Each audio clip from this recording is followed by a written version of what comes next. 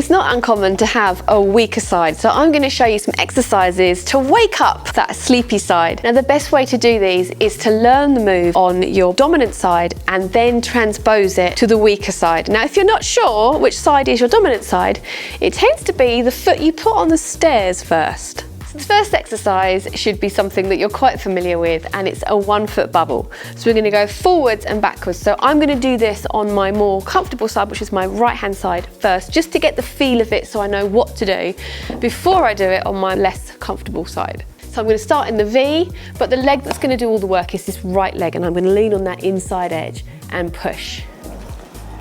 And then I'm doing a plough stop here. And I'm going to do the exact same thing, so I'm going to put most of my weight on here and push. And I'm kind of doing a plough stop at the back as well. And I'm just going to keep doing this motion. So I'm leaning into it, stopping, leaning back. So now I'm going to do the other leg that doesn't feel quite as comfy. Lean all your weight on that inside, and that's it. So a good thing to do is to drill the side that feels less comfortable until it feels comfortable, and then you're like, oh, I'm not actually sure I have a dominant leg anymore, because they're both equal. So really push down into the floor and get that curve on that inside edge. See how I'm rising and falling?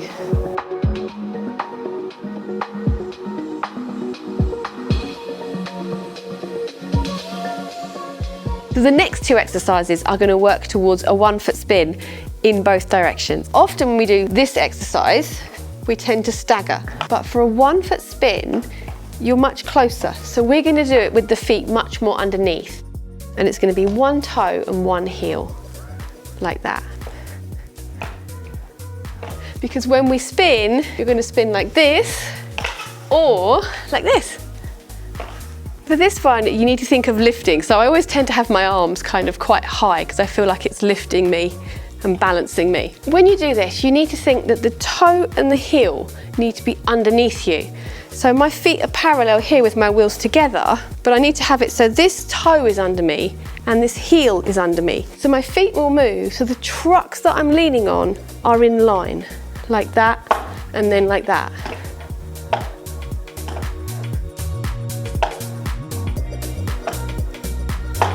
Now to do this, you have to keep tension in your legs so your legs don't split. You have to keep the tension to hold them close together. It's quite a controlled movement, so if you need to hold on to a chair at first, then do so. The next exercise is going around in a circle in both directions. So all we're doing is just stepping round in both directions just to get used to rotating. This is going to help with spins, turns, just to get used to turning in the direction that doesn't feel as comfortable. All we're going to do is just step. So I'm going to turn my feet like this and just step round. And in the other direction. So what I'm doing here is doing turn, turn, turn, turn, turn, turn, turn, turn. But what you can do is start to imitate an open book turn. So you can open your feet more like this.